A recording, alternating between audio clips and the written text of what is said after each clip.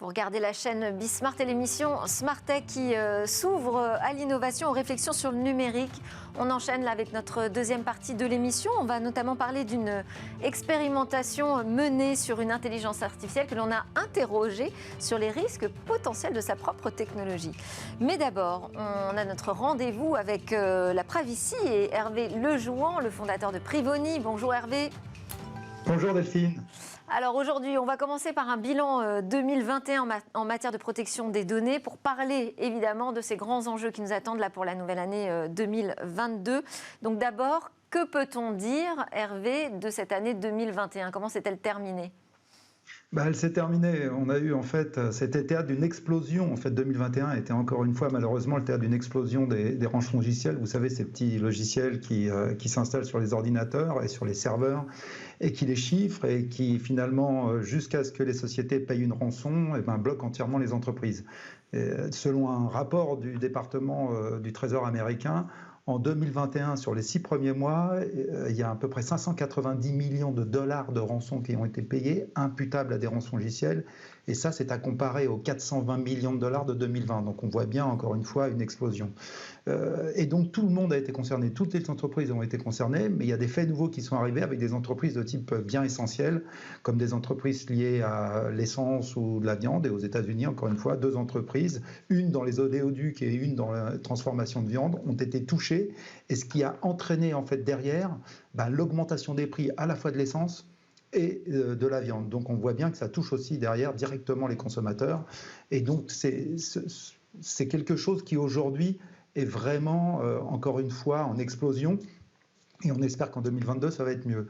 Alors, les vols de données à côté, parce que ça, c'est les rançons logicielles, et les vols de données, ça continue aussi à exploser. Et selon l'Identity Theft Center Resources, qui est une organisation de recherche, les vols de données rendus publics sur les 9 premiers mois de 2021 ont été supérieurs à ceux de toute l'année 2020. Donc on voit bien encore une fois que 2021 a été le théâtre encore une fois d'une explosion à la fois des rançons logicielles et des vols de données. Et dans la majorité des cas, bien entendu, ça touche des données personnelles, des mots de passe, des identifiants, des accès à des comptes en banque et ainsi de suite. Et en plus, ce qu'on constate, c'est que même si on est un géant du numérique, on n'est pas épargné.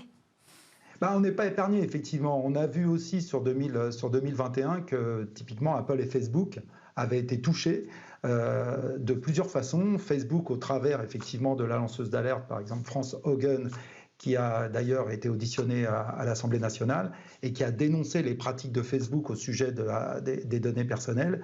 Et Apple, de son côté, a été aussi touché par un certain nombre d'événements. Il y en a eu 2 qui ont été majeurs. Le premier, ça a été en septembre 2021. Ils ont dû corriger une faille majeure dans iOS qui impactait les iPhones, les iPads et les iWatch, qui devenaient vulnérables au logiciel espion Pegasus. Donc ce logiciel, souvenez-vous, qui traçait absolument tout, vos appels, votre contenu, absolument tout.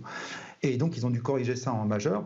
Et puis souvenez-vous aussi de cette histoire autour de finalement des images concernant des enfants. Et Apple voulait scanner l'ensemble de ces appareils afin de prévenir sur l'usage d'images d'enfants. Mais là, encore une fois, il y a eu un tollé général parce que quelque part des organisations ont eu peur d'un usage de ces informations abusif et qui aurait porté atteinte à la liberté d'expression. Donc ils ont dû revenir en arrière. Donc on voit bien que les géants de la tech sont touchés. Et puis il y a eu d'autres choses aussi. Si vous voulez, si vous prenez l'événement AirTag, je ne sais pas si vous savez, Apple a lancé ses AirTags en d'ailleurs début 2021. Et ces fameux AirTags, il vient d'être découvert aux États-Unis qu'ils avaient un usage malveillant. C'est-à-dire qu'aux États-Unis et au Canada, dans les mois récents, des personnes ont utilisé des AirTags qu'ils ont positionnés dans des voitures de luxe qui étaient garées soit dans la rue, soit dans des parkings publics, afin de les suivre jusqu'à leur lieu de parking habituel, donc les habitations des propriétaires dans la majeure partie des cas. Et puis, ils pouvaient se rendre ainsi dans les habitations de ces gens et dérober la voiture. Donc on voit bien, alors Apple a mis en place des mécanismes qui permettent d'être alertés sur l'usage de ces AirTags externes, puisque ce n'est pas mon AirTag, c'est l'AirTag d'une personne indépendante. Donc c'est là où c'est intéressant. Mais on voit bien que dans ce monde, dans ce nouveau monde en fait, où on a de plus en plus d'objets qui sont censés et qui nous apportent des bénéfices, on voit bien aussi que ça peut se retourner contre nous. une vision un peu plus positive, peut-être, Hervé, quand même. Ah bah bien Non, sûr. parce qu'on parle souvent de Oui. ce qui ne marche pas et des dangers. Mais il y a aussi des choses positives qui se sont passées en 2021. Absolument, absolument. Et il y a eu un changement de paradigme. En fait, déjà, le premier, c'est un changement de paradigme au niveau des entreprises, du fait justement de l'explosion de ce que je viens de décrire en termes de vol. Et tout le monde est concerné. Donc là, c'est plus seulement un certain nombre ou un certain type d'entreprises qui sont concernées, mais on parle bien de la majeure partie des entreprises. Donc là, il y a eu vraiment une sensibilisation forte et c'est remonté très haut au niveau des dirigeants, au niveau des conseils d'administration. Et c'est devenu un sujet stratégique. C'est-à-dire qu'aujourd'hui, les grandes entreprises, même les moyennes et même encore les petites, commencent à se dire, effectivement, il faut que je protège mon réseau. Et puis, il y a eu un autre aspect, c'est la pandémie et le Covid.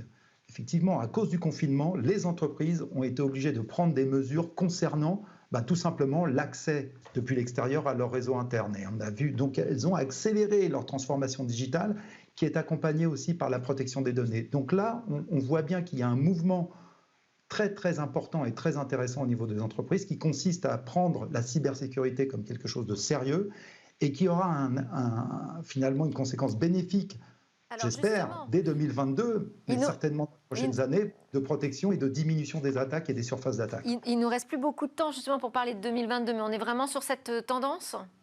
On est vraiment sur cette tendance et on a vu typiquement un événement dernier qui s'est passé, c'est que le gouvernement vient finalement de retirer sa demande d'autorisation pour le fameux Health Data Hub, vous savez, la plateforme de données de santé, qui était quelque chose de très controversé, typiquement, et vous avez eu avant des interlocuteurs qui parlaient un peu du cloud, parce que l'hébergement, c'était un des événements, l'hébergement était considéré par Microsoft. Donc on voit bien qu'aujourd'hui, 2022, on est dans une logique où on doit, au niveau européen et au niveau français, effectivement faire attention où on met nos billes en termes de stratégie de cloud et d'hébergement de données sensibles. Et les entreprises, et je crois que ça c'est un mouvement mondial, et les entreprises continuent à se protéger de plus en plus, ce qui aura pour effet à terme de diminuer les surfaces d'attaque et espérons diminuer cette explosion des rançongiciels et des vols de données. Merci beaucoup Hervé Lejoin de démarrer cette année 2022 de manière positive. Hervé Lejoin, fondateur de Privoni. À suivre dans Smart Tech, on va parler d'une drôle d'expérimentation, une IA qui s'interroge sur l'IA.